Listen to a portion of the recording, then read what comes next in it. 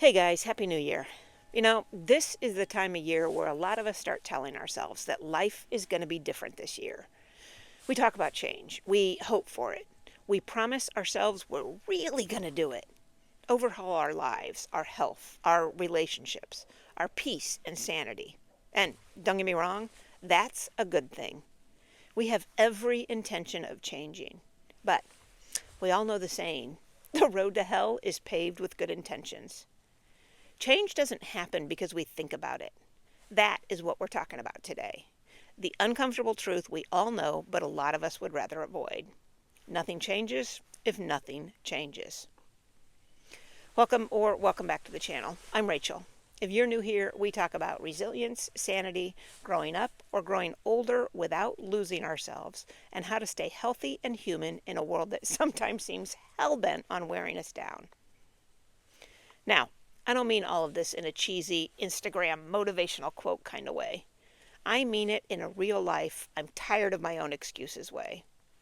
We say we want change. We dream about it. We think about it all the time. We talk about it. We complain about what isn't working and picture this different version of ourselves. A different body, a different level of confidence, a different way we show up in relationships, a different job, just a different life. But when it's actually time to do something, we freeze, we stall, we wait a little longer. We tuck it back up on the shelf until that mythical perfect day when we'll suddenly become brave and decisive and energized. Marcus Aurelius basically said, you don't control the world, but you have a say in your own mind and actions. The actual quote is, you have power over your mind, not outside events. Realize this and you will find strength. Buddhism echoes the exact same thing in a slightly different flavor. You can't control everything, but you can work with yourself. And Alan Watts had this way of laughing at how we live in limbo, pointing out that most of us live our lives getting ready to live our lives. Like we're on the runway forever and never taking off, always waiting for the real life to finally begin. Different words, same bottom line. We aren't powerless, but we are responsible. And responsibility isn't always fun. It's easier to say, well, what can you do, than to admit, I could probably do something. I just haven't.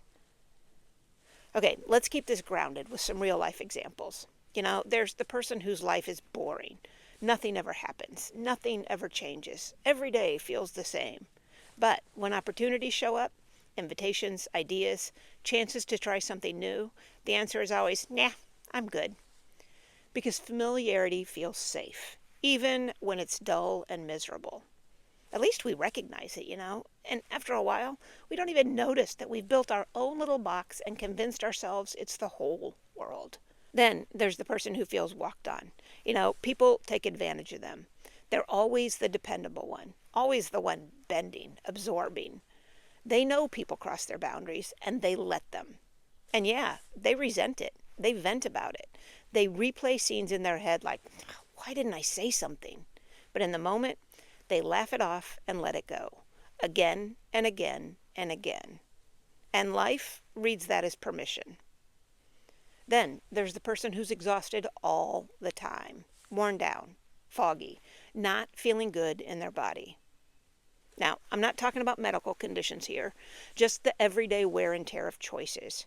And they know that deep down, even a little effort would help. A little movement, better choices, a little less doom scrolling, a little more effort towards taking care of themselves. Not perfections, just a little bit better. But the couch is comfortable. The routine is predictable. Scrolling requires zero effort. So we tell ourselves, I'll start Monday. And suddenly it's not a Monday. It is years of Mondays. Same thing with loneliness. I wish I wasn't so alone. I wish relationships were easier. But we don't reach out. We don't risk awkwardness. We don't stick with the uncomfortable process of building relationships again. We want the closeness without the part where you actually have to show up for it. Unfortunately, change asks for participation. And for the record, relationships are not always easy, no matter how good they are. I think a lot of us have been in at least one of these places. We like to pretend that indecision is neutral, but it isn't. It's still a choice. Indecision is a decision. Stoicism basically says if you refuse to steer your own life, it'll still keep moving. You just won't have any say in the direction. Buddhism would say clinging to not yet still creates suffering. Alan Watts would probably grin at us and say, you're not stuck because you don't know what to do. You're stuck because you don't like that doing it is going to cost you something. And that hits every single one of us right in the gut. Change feels threatening because it pushes at things we care about. Who am I if I stop being the dependable one? What if people don't like the new version of me? What if I fail? Or honestly, what if I succeed and now life expects something different from me? Sometimes staying stuck isn't about protecting comfort. It's about protecting identity or belonging and predictability. Humans like predictable, even if predictable is miserable. We would rather be miserable in a story we get than risk walking into one that we don't. And let's be honest, we're living in a moment where frustration is basically everywhere, with leaders, with systems, with policies, with the division, all of it, with how people treat each other, with the direction things feel like they're heading. People are tired, they're angry, they're cynical, so we complain and stew. We vent and we shake our heads. But do we always act? Not really. A lot of times we don't learn more. We don't dig deeper.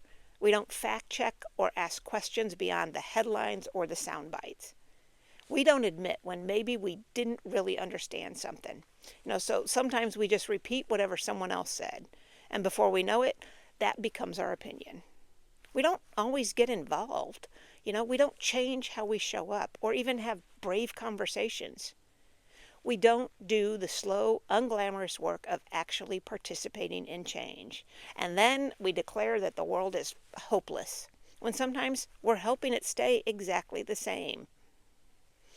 Okay, I promise that is as political as I'm getting. You can breathe now. We're still okay here. Anyway, this all came about when I was listening to my chill playlist the other day. There is this Colin Hay song from the 90s called Waiting for My Real Life to Begin. I love this song, and there is a line in it that hits like a quiet truth. Any minute now, my ship is coming in. But there's another line in that song that I think is even more revealing. He sings, "But don't you understand? I already have a plan. I'm waiting for my real life to begin." And I love that line because it feels honest. He thinks he has a plan. He's convinced himself he's being intentional and patient and strategic. But really, he's just waiting. And waiting is not a plan. I think a lot of us do this. We tell ourselves we're working on it or thinking it through or waiting until things calm down, when really, we're just delaying the uncomfortable part of starting. We live more in anticipation than participation, more in someday than today. And the heartbreaking part is, life is just quietly happening the whole time, while we're standing on the shoreline, scanning the horizon for a ship that may not even exist the way we imagine it. It's that feeling of, one day I'll finally start. One day I'll be brave. One day I'll feel different. One day life will magically open up. And if we're not careful, we can waste years there, waiting, watching, mentally living in a life we never actually step into. We wait so long for real life that we miss the fact that we are already in it the whole time. Stop doing that. Alan Watts talks about this too. This isn't rehearsal. This is it, right here, right now, today. So, what if we just did something? Not everything. No dramatic reinvention. Not throwing your life into chaos. Just something. Say no once. Speak up once. Take one walk. Reach out to one person. Choose one slightly better habit. Take one step towards the life you keep saying you want. Stoicism says, do the small things within your control. Buddhism basically says try, but try in the right direction. Not hustling, not punishing yourself. Just an honest effort toward the life that you know is better for you. And do it with compassion and a real connection to right now, not eventually. Alan Watts would just say, stop waiting for your life to finally start someday. And honestly, what if change isn't loud? What if it's quiet, steady, and kind of ordinary? What if it looks like finally deciding I'm not just going to wish for different, I'm going to participate in different? And if today isn't your day to do that, that's okay. But when it is, I hope you remember you're not powerless. You're not stuck in only one story. Nothing changes if nothing changes, and you are capable of change. Thanks for being here. I really appreciate you spending part of your day listening and thinking with me. If this helped you or made you think a little bit differently, feel free to share it with someone who might need it. Take care of you, and I will see you the next time. Bye-bye.